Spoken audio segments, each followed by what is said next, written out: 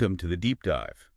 We take your source material articles, notes, expert analysis, and pull out the key insights you need. Today, we're jumping way back to 1972, to look at a really fascinating film. It's Woody Allen's Everything You Always Wanted to Know About Sex, but Were Afraid to Ask. Yeah, and it's more than just a movie, isn't it? It feels like this, well, it's chaotic, high-stakes, artistic experiment. Exactly.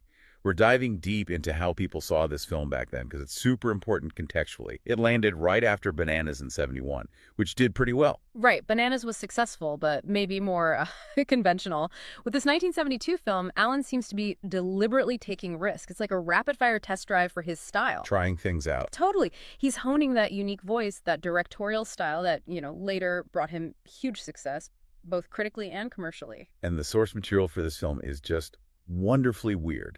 The structure, if you can call it that, just lifts the chapter titles from Dr. David Reuben's huge self-help book. The book was everywhere back then. Oh, yeah. Titles like, Do Aphrodisiacs Work?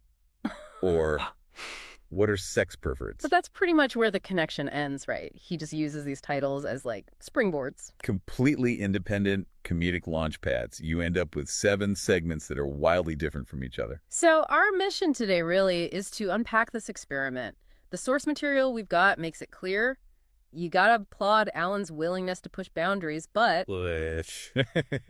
Well, the final movie is definitely a bit of a patchy affair. That's the phrase used. So we're not just summarizing plots. We're trying to figure out which risks actually paid off for his career later on and which ones just kind of added to the jumble. Okay, so let's look at it through that lens, career development. If it's a roadmap, where's the clearest proof of him growing as a director?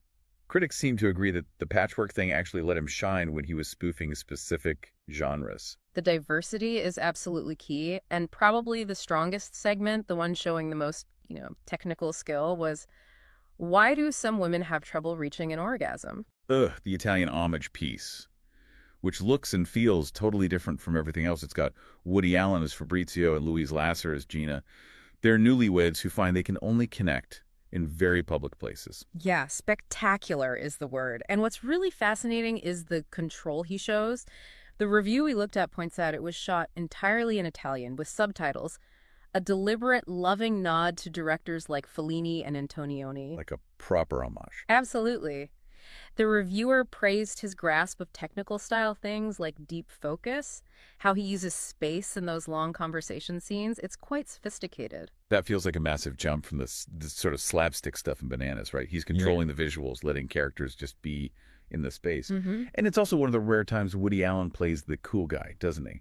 Not the usual neurotic clown persona, more like a European art house lead. He pulls it off. It showed he could step outside that comedic box, use subtler acting, use the setting more, and that confidence, I think, connects directly to the other huge success in the film, the bit everyone remembers. Gotta be What Is Sodomy? The Gene Wilder segment. An absolute classic.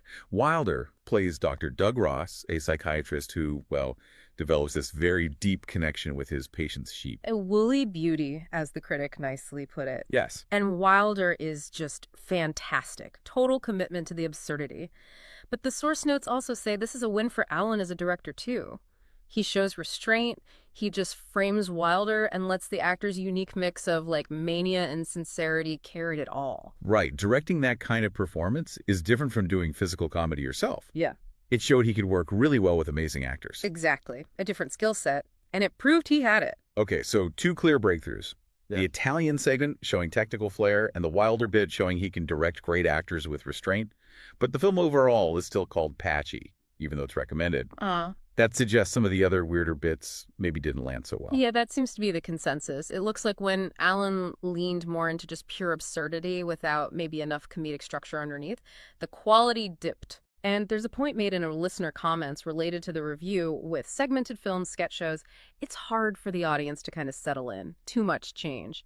And if a few segments don't have that immediate hook, that strong comedic idea, they just feel a bit chaotic, maybe pointless. So which ones were flagged as the weakest? The reviewer singles out 3. The jester, the cross-dressing man, and the mad scientist segments just didn't have enough humor or invention, apparently. Okay, let's break those down. The jester segment, that's based on Do Aphrodisiacs Work, Woody plays a, quote, rubbish jester. He's trying to give the queen, Lynn Redgrave, a love potion, while the king, Anthony Quayle, is asleep. And the problem was? Execution, it seems, felt stilted. Too much reliance on just the historical costumes and setting, not enough actual jokes. It didn't fully commit to being a medieval spoof, so the pacing felt awkward, just kind of dragged for 4 minutes. Right. Then the mad scientist spoof are the findings. Accurate. This one was supposed to be a parody of old Universal horror movies. Yeah, it has Alan as a researcher and a reporter played by Heather McRae visiting Dr. Bernardo the Great John Carradine. Okay, classic setup. But here it goes full-on surreal, maybe too much. They find out Dr. Bernardo is, well, completely nuts. They escape. And then? And then they get chased across the countryside by the doctor's latest creation, which is a giant breast. Hold on. A giant breast. Yeah. Chasing them. A terrifying, towering giant breast, yes. Wow, okay. That image, the giant breast bouncing over the fields, that is pure early Alan surrealism. It's definitely memorable. But why did the critic feel this failed where, say, the sheep segment succeeded? It lacked grounding, perhaps. The Wilder sketch works because Wilder's performance, however absurd the situation, feels rooted in a kind of human emotion. The giant breast is just spectacle, pure, bizarre spectacle. Ah, I see. It's representing absurdity rather than exploring it through character. Exactly. The critic felt that while the commitment to being weird was there, it ended up feeling messy, confusing, the pacing was off, and it didn't quite hit the parody target. Gotcha. And the last weak one, the cross-dressing man segment, are transvestites homosexual? Right. This involves a middle-aged guy trying on women's clothes while he's visiting his daughter's potential in-laws. He panics about being discovered, climbs out a window. Oh, dear. Gets mugged. The police get involved. It was seen as the most underdeveloped bit, basically just a mediocre slapstick sketch that maybe should have been cut. Okay, so 3 segments really struggled with pacing, tone, or just not having a strong enough idea. But even with those weaker spots, there were a couple of other highlights that showed his skill with structured comedy. Absolutely. The 1950s game show spoof, What's My Perversion, was seen as a success precisely because it had structure. Right, the game show format. Yeah, you have the celebrity panel trying to guess a guest's secret perversion. They pay $5 for every wrong guess. It's a great high-concept setup. And it ends memorably. Hilariously. It ends with a viewer calling in who happens to be a rabbi acting out his perversion live on TV. The humor comes from shattering that rigid game show format with shocking content. Structure versus chaos. Got it. Yeah. And then the film closes with that big sci-fi mission control spoof, managing a date like it's a space launch. Yeah, another high-concept piece, and this one's carried by amazing casting, too. Mm-hmm. You've got Tony Randall as the controller, Burt Reynolds as a technician. Seriously, Burt Reynolds. Yep. And they have different teams, like a stomach team, a sexual performance team, all coordinating to make sure the date goes well. That sounds brilliant. And the segment has that moment. The film's most talked about bit of pure surrealism, Woody Allen himself appears as a single sperm cell. Right. In the staging area waiting for the launch command. Exactly. That cut, from the high-tech control room down to this microscopic level, it shows his growing skill with quick visual jokes and mashing up big ideas. High-concept juxtaposition. Okay, so if the success is the Italian piece, Wilder, the sci-fi bit are really strong, and the failures, Jester, Giant Breast are messy and underdeveloped, it's interesting that the reviewer still strongly recommends the film overall. Why forgive the patchiness? And this is where we kind of connect it all back to his career path.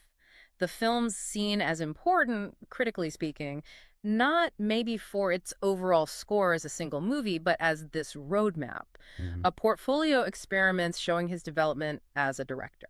So the recommendation isn't necessarily for the movie as a perfectly consistent piece of entertainment, but for the potential it showed, what it unlocked for him. Precisely. The reviewer really emphasizes that this film shows Alan's confidence growing. There are very nice stylistic touches that are a step up from Bananas. It's the moment he seems to realize, okay, I can do different genres. I can direct a huge talent like Gene Wilder to give an amazing performance. I can handle a big sci-fi parody. So the lesson maybe isn't about whether a segmented film works perfectly for an audience, which, as those comments noted, can be tough. Right, hard to settle into. But it's more about the artistic need for him to do it. He had to throw all these ideas at the wall, this chaotic 7-part deep dive, just to figure out which tools actually worked for his unique voice. Yeah, I think that's spot on. The film's real legacy might be that it served its purpose for the filmmaker. It showed his range, his ability to parody genres technically, his willingness to take risks. And the reviewers suggest this directly paved the way for more focused, more successful projects later on. They specifically mention Sleeper.